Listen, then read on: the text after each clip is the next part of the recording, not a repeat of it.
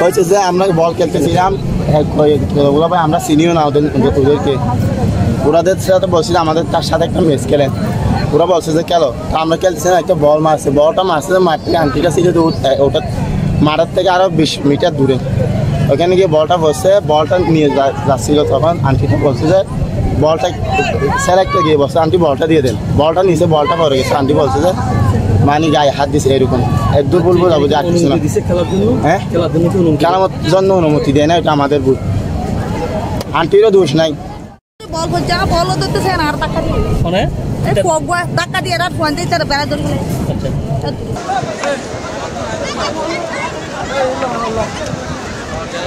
এটা কে নি দেখে করে